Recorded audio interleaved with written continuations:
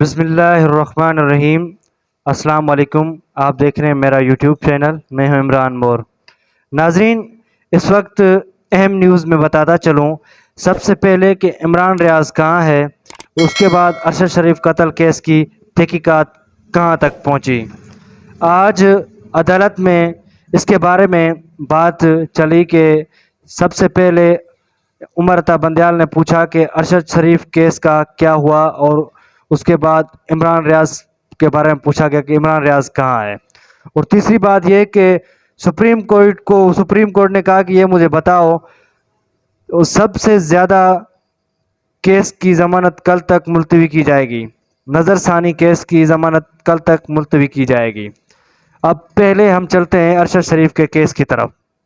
ارشد شریف case قتل میں کہاں تک پہنچے ہیں اس ٹائم تک؟ پھر پوچھ رہے جج صاحب نے پوچھا کہ کہاں تک آپ پہنچے، تو وکیل صاحب نے کہا کہ اس ٹائم جب ارشد شریف کی دو بیویاں ہیں، ایک جویریہ اور دوسری ایک پہلی والی بیوی تھی، وہ دونوں اس ٹائم عدالت کے اندر موجود تھی۔ تو وہ عدالت نے پوچھا تو آپ کہاں ہیں، اور اس نے بتایا کہ کیس کی کہاں تک یہ سماعت چلی ہے اور کیسے چل رہی ہے اور کیوں چل رہی ہے۔ تو یہ بتایا گیا کہ اس نے کہا کہ جو کیس تھا ارشد شریف قتل کا، تو 2 منتھ پہلے وہاں رک گیا تھا ایک سائٹ پر کینیا میں، تو ابھی بھی وہیں رکا ہوا ہے، اس سے آگے نہیں بڑھ رہا۔ کیوں نہیں بڑھ رہا اور کون سی وجہ ہے، یہ بھی اس نے بتائی۔ تو اس نے کہا کہ ارشد شریف کیس کا یہی بڑی بات اور لمبی چوڑی بات تھی کہ اگر ہمیں اجازت دی جائے کہ کیس کو آگے لے جانے کے لیے تو ہم خود جائیں گے، تو یہ ہمیں کوئی اجازت نہیں دے رہے، یہ خود نپٹانے کی کوشش کر رہے ہیں۔ تو اس ٹائم چیف جسٹس نے کہا کرنل سے کہ آپ کچھ کیوں نہیں کرتے؟ تو اس نے کہا اگر ہم کچھ کریں گے تو ہمیں کوئی فائدہ نہیں ہوگا۔ اگر اس کی بیوی نے کہا اگر یہ کیا جائے کہ وہاں اس کی پاکستان کی ٹیم کو بھیجا جائے وہاں، تو وہاں جہاں کیس رکا ہوا ہے اس سے آگے چلانے کی کوشش کی جائے تو کیس چل سکتا ہے۔ وہ کیس کیسے چلے گا؟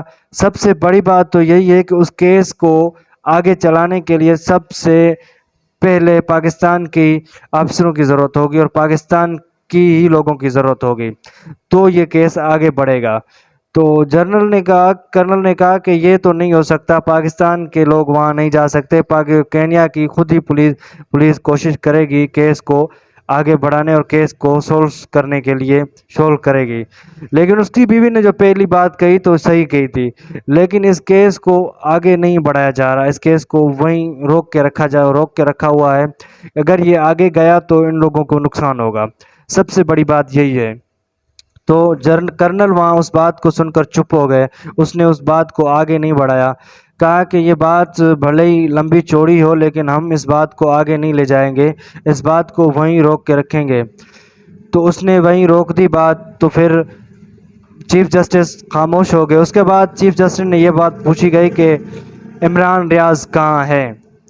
عمران ریاض کا کوئی پتہ نہیں، وہ اس ٹائم لاپتہ ہے، نہ اس کا پتہ کہیں بھی نہیں مل رہا کہ عمران ریاض کس حالت میں ہے اور اس کے ساتھ کیا ہو رہا ہے کہاں نہیں، یہ بھی نہیں بتایا جا رہا۔ تو یہ بتانے کے لیے یہ کوشش کریں گے کہ اس کو آگے لے جانے کے لیے کیا کرنا چاہیے، یہی ہوگی۔ لیکن یہ عمران ریاض کا کیس وہیں رک گیا ہے۔ آپ کو معلوم ہے اگر کوئی غائب ہو جائے اور چپ ہو جائے تو کیا بہت بڑی بات آتی ہے۔ عمران ریاض کہاں ہے؟ آپ کو معلوم اگر کوئی اپنے گھر سے ایک بندہ غائب ہو جائے، گم ہو جائے، تو اس کے لیے کیا اپنے گھر والوں کے لیے گزرتی ہے اور کیا وہ سوچتے ہیں۔ اس کے چھوٹے چھوٹے بچے ہیں، اس کی بیوی ہے اور اس کی معصوم بیٹیاں بھی ہیں، وہ اپنے بابا کے بغیر کیسے گزارا کرتی ہوں گی؟ تو وہ بھی یاد کر رہی ہوں گی۔ کم سے کم آپ لوگوں کو سب کو، سوشل میڈیا والے جو بھی لوگ ہیں ان کو سب کو چاہیے کہ عمران ریاض کے لیے آواز اٹھائیں اور عمران ریاض کے لیے ہیش ٹیگ لگا کر آواز بلند کریں۔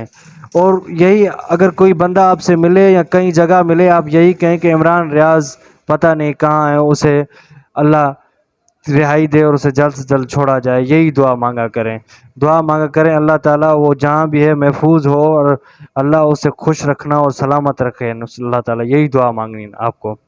لیکن وہ سب سے زیادہ یہی بات ہوتی ہے کہ یہ بندہ کہاں ہے کہاں نہیں، تو اس لیے وہ کس حالت میں ہے اور کیا اس کے ساتھ گزر رہی ہوگی۔ تو سب لوگوں سے یہی میری اپیل ہے کہ اس کے لیے دعا کی کرو اور جلد سے جلد وہ بازیاب ہو سکے۔